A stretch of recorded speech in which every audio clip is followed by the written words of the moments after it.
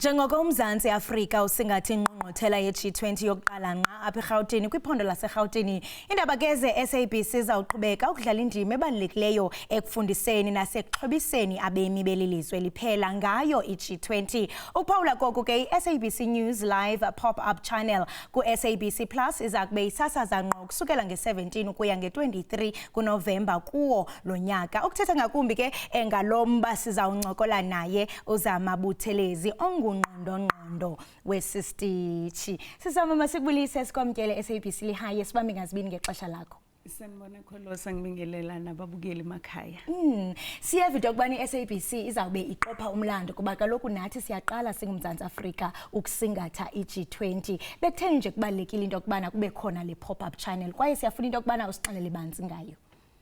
Kholosa, umsebenzi we-SABC is to raise awareness, inform, educate abalaleli emakhaya.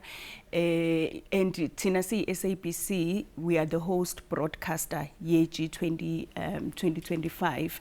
So kubalulekile ukuthi senze sure ukuthi siyabafundisa ababukeli nge-G20, sibanikeza i-information. Sometimes people rely on social media, and you know ukuthi kwi-social media you end up getting information wrong. Other people take advantage of social media bayofaka izinto ezingekho. Kanti nakhona, this is a huge event for South Africa.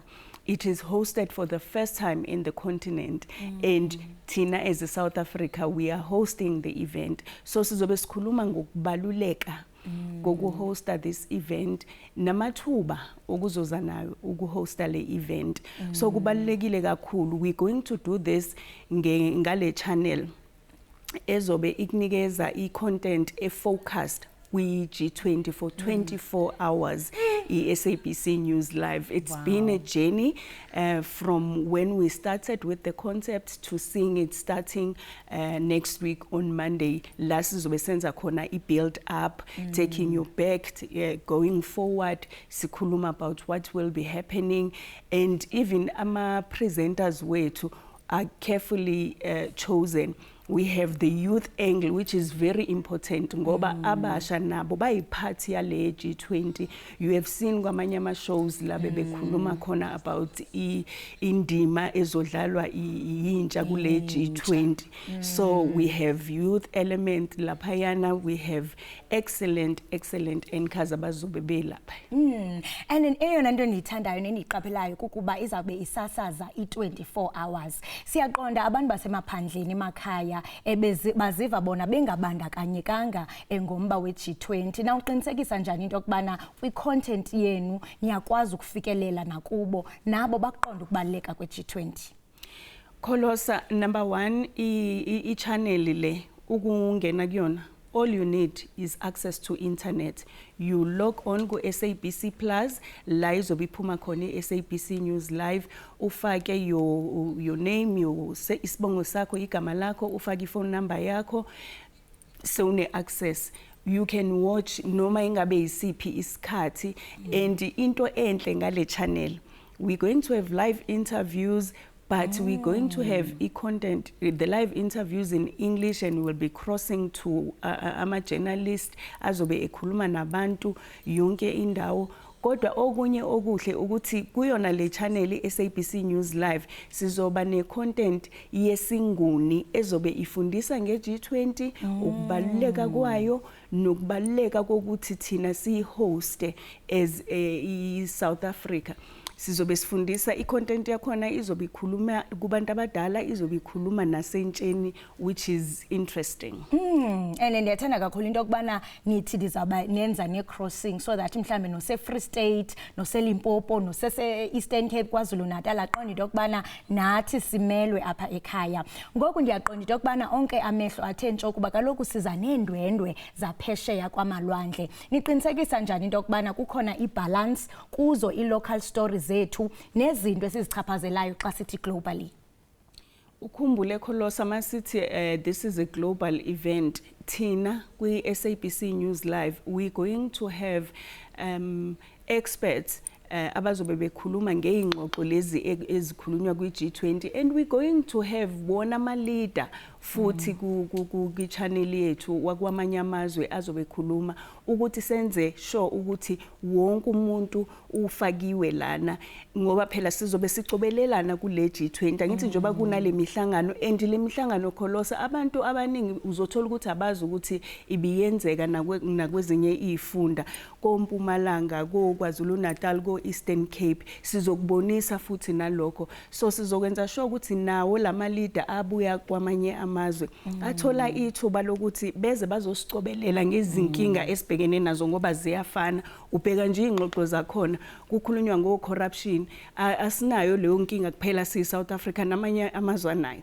I gender based violence ukuhlukunyezwa kwabantu besifazane nezingane nayo iphathi yengxoxo eyikhulunywa lapha yana enayenzeki kuphela la eSouth Africa iyenzeka yonke indawo so nabo they'll get a chance ukuthi basho ukuthi nazi thina indlela esizama ngayo ukulwisana nalokhu nokuthi sizosebenzisana kanjani siyamazwe ukuthi siqede lezi inkinga lezi esibhekene nazo nezinto zomnotho nezinto zamabhizinisi kuningi so kuzobe kucotshelelwana emva kwalokho kuthathwe izinqumo lezi inqumo ezizo implementwa ke emva kwe G20 kuba uninzi lwabemi baMzantsi Afrika bayazibuza into okubana sizawuxhamla njani kuzo zonke ezingxoxo ngalendlela uyibeka ngayo icaceca siyaqonda kaloku into okubana ukwenza u24 hours akuyondlwane yanetha siqinisekile into okubana bakhona baqulunqi abangapha yakomboko selutshile ngaphambili into okubana nikwazile ukukhetha ianchors eniqinisekile into okubana bazawuphumeza lo msebenzi take us through indaba ye-broadcast planning uqinisekisa into okubana ngenene nangenyaniso xa sibukele umsebenzi emva uyatshola Kholosa from ngo9 ekseni ukuthi nje ngomsombuluko masiqala ibuild up sizoqala ngemorning live but from ngo9 ekseni iyaqala the live channels ziyaqala ingxoxo kuzama experts kuzama leader kuzabantu begovernment lonke uhlobo lomuntu ama political analyst siyacrossa siya kwimphakathi sikhuluma nayo onemibuzo uyakwazi ukubuza bese laba base studio bakwazi ukukhuluma naye kanti ne social media sizoba nama hashtags la uzohamba khona ungene ku Facebook we SABC ubhale ukuthi mina ngicela ukwazi ngalokhu nge G20 sibuze bona laba abase studio sikwazi ukuphendula bese sifaka ama programs lawa esinguni